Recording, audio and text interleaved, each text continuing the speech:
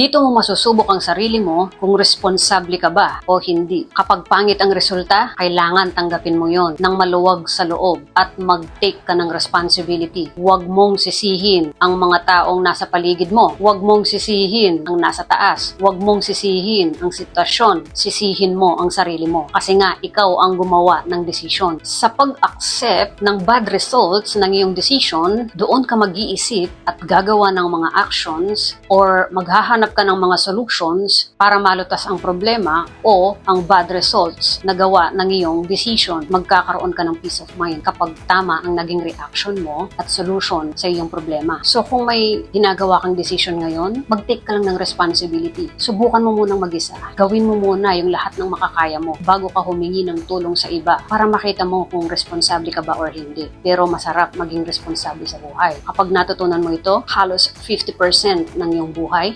magkakaroon ka ng control at magiging masaya ka. Subukan mong i-apply ito sa buhay mo.